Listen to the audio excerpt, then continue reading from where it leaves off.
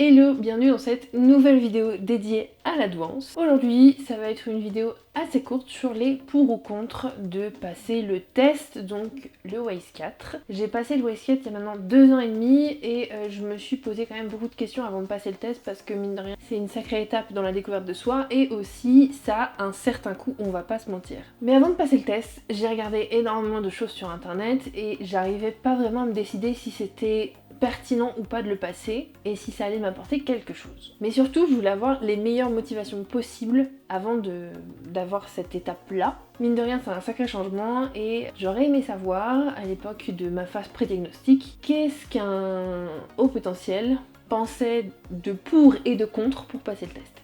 Et c'est la vidéo que je te propose aujourd'hui. Évidemment, il y a une infinité de raisons qui fait que tu passeras ou non le test, des raisons qui te sont propres, mais j'ai listé 3 pour et 3 contre pour passer ou non le WAIS 4, que moi, je pense juste. Voilà. Je le rappelle, c'est juste mon point de vue, donc tu peux très bien ne pas être du tout d'accord avec moi et c'est ok. Avant de commencer cette vidéo, n'hésite pas à t'abonner à ma chaîne, tu retrouveras dans la description aussi le lien vers mon compte Instagram et surtout vers le blog où je publie 2 fois par mois comme sur YouTube. La première raison pour laquelle je t'encouragerais à passer le test, ce serait tout simplement pour connaître ton fonctionnement. C'est quelque chose que j'avais pas anticipé spécialement en passant le WAIS 4 parce que j'avais très peu d'informations il y a 3 ans quand j'ai décidé de passer les tests. Tout ce terme de zèbre au potentiel et tout, c'était quand même assez obscur et sur internet on trouvait très peu de ressources. Mais au-delà d'avoir un chiffre sur un quotient intellectuel, passer le WAIS 4 ça permet de connaître ton fonctionnement vu que c'est un neuropsychologue qui te fait passer le test et qui, en fonction de tes réponses, de comment tu agis, etc., va te faire une analyse sur ton fonctionnement. Ça va être dans la synthèse après le test. Et si tu cherches à te connaître plus en fait, ou à te connaître tout court, parce que moi je me connaissais pas du tout en fait, c'est une première étape qui te permet d'avoir une piste en fait pour développer ta personnalité. Moi j'étais quelqu'un qui était... Enfin c'est marrant, je parle de moi au passé parce que je suis pas du tout pareil qu'il y a 3 ans, forcément j'ai changé, mais encore plus depuis le test. J'étais quelqu'un qui avait un bon syndrome de l'imposteur, mais surtout qui était un caméléon expert. Mes niveaux... T'imagines même pas. Je faisais tout en fonction des autres, j'aimais tout ce que les autres aimaient parce que je voulais... En fait, parce que ça m'intéressait de m'intéresser aux autres et à ce qu'ils aimaient, mais aussi, je pense, parce que je voulais rentrer dans cette norme et aussi, voilà, me faire aimer des autres.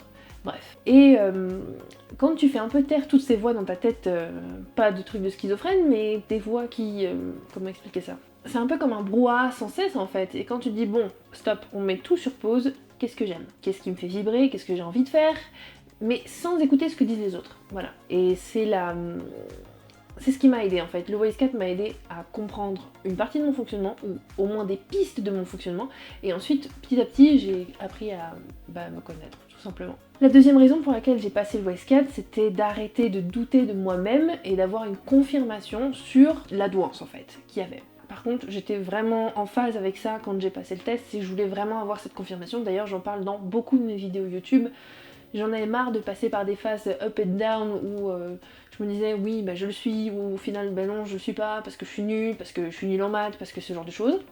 Et au bout d'un moment, je me dis bon, allez, de toute façon, t'as lu tous les livres que tu pouvais, t'as regardé tout ce que tu pouvais sur internet, maintenant tu tournes en rond. J'avais pas encore ce truc d'aller sur des groupes de haut potentiel, mais je me suis dit, de toute façon, même sur des groupes pareils, tu sais jamais si c'est vrai ou pas en fait.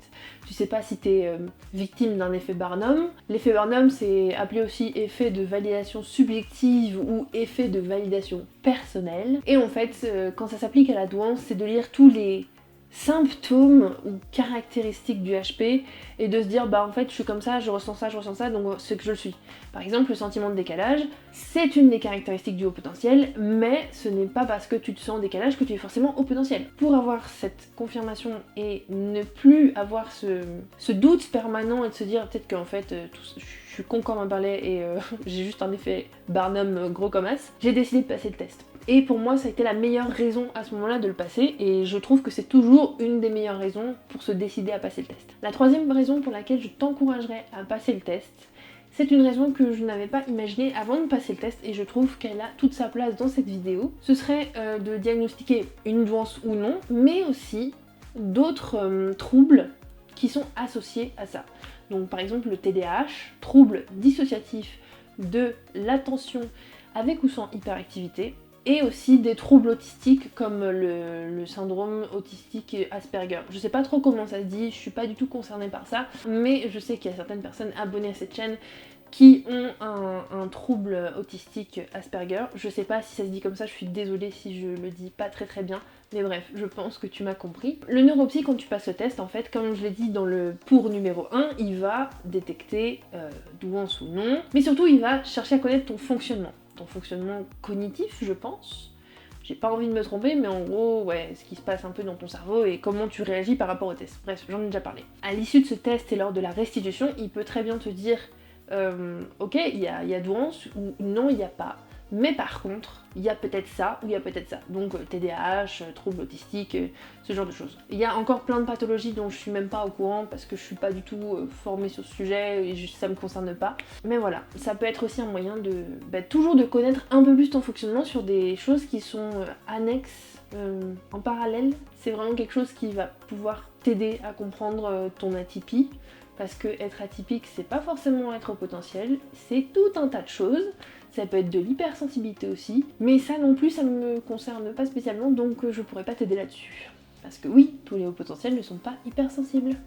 Maintenant, passons au contre. Le premier contre pour lequel je ne t'encouragerais pas à passer le test, ce serait de passer le test juste pour faire plaisir à ton entourage ou prouver quelque chose en fait à ta famille ou à tes amis. Ça, c'est pas une bonne idée.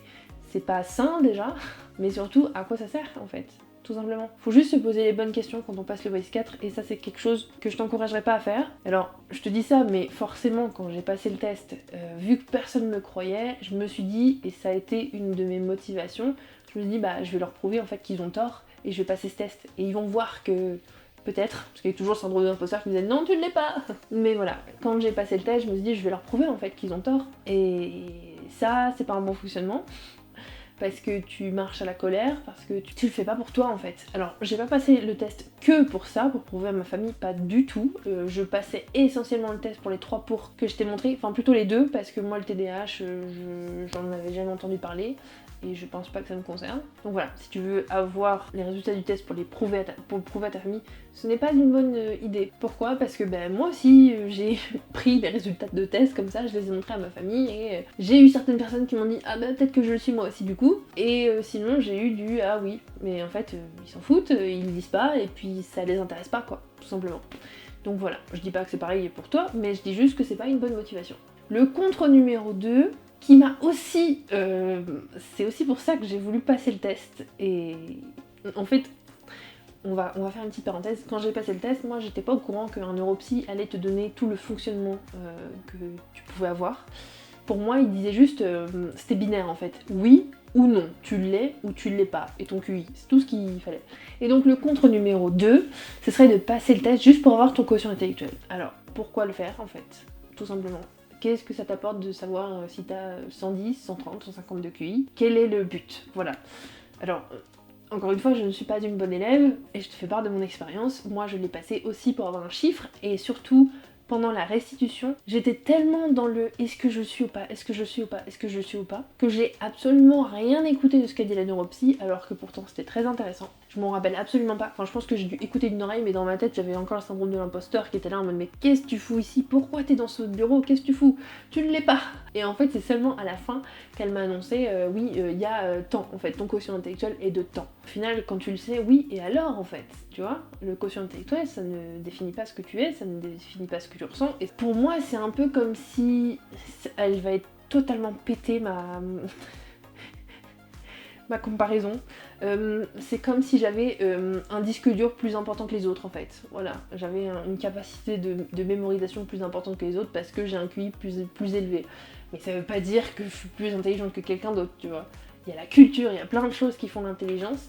Et avant, le chiffre m'a rassurée en me disant c'est bon, je le suis, je n'ai pas rêvé. Mais si tu veux juste passer le WAIS 4 pour avoir ton QI, je te conseille pas de passer le test juste pour ça en fait. Je pense que ça sera un ensemble de raisons, mais pas spécifiquement que celle-là. Le contre numéro 3, c'est si tu ne t'es pas suffisamment renseigné sur tout ce qui est le domaine de la douance et sur le test en lui-même. Je te dis pas de connaître toutes les étapes du test, non, ça sert à rien. J'ai fait une vidéo sur le sujet, c'était juste pour expliquer et pour un peu dédramatiser tout ça.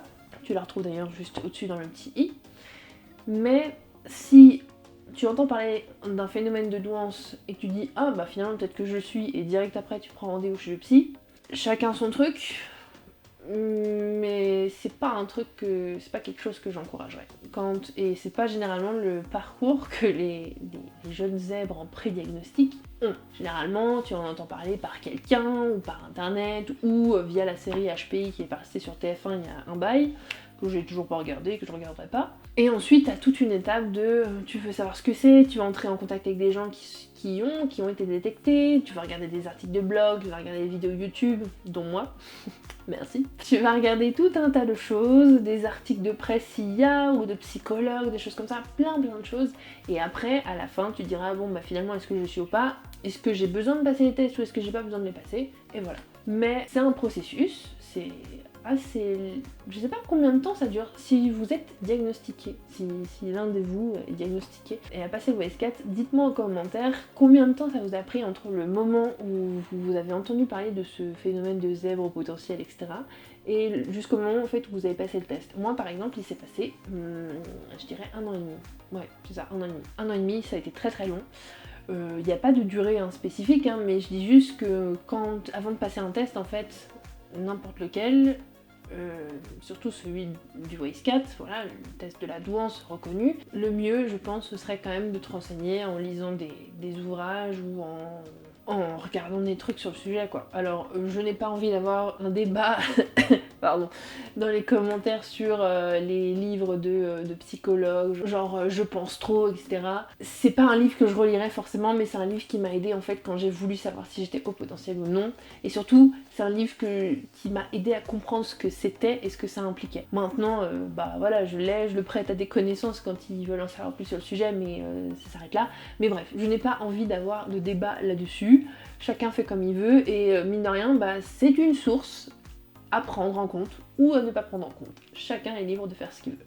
En tout cas, je pense que si tu te poses la question de passer le test ou pas, pose-toi les questions sur tes motivations. Pourquoi j'ai envie de passer le WS4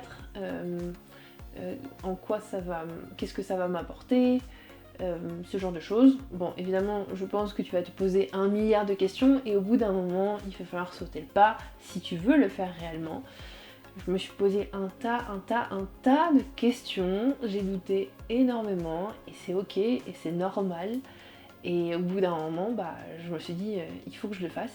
Et je connais des gens, depuis que j'ai lancé ma chaîne YouTube, qui mettent des commentaires et qui m'envoient des messages sur Instagram qui ont contacté un psy et qui ont annulé le rendez-vous et puis ensuite finalement qui ont réussi à avoir le premier rendez-vous. Enfin voilà, c'est un pas devant l'autre et c'est ok parfois de faire 2 pas en arrière, 1 pas en avant, puis 2 pas en avant, 1 pas en arrière. C'est la vie et c'est cool en fait. Enfin voilà, j'espère que comme d'habitude, cette vidéo est pleine de good vibes, que ça t'a plu. N'hésite pas à me dire en commentaire ce que tu en penses. Si tu as des autres pour ou contre à ajouter, je suis friand de savoir ce que tu en penses. Si tu ne l'as pas déjà fait pendant la vidéo, n'hésite pas à t'abonner à ma chaîne. Merci. Prochaine vidéo dans 2 semaines. Je te dis à très vite et d'ici là, prends soin de toi.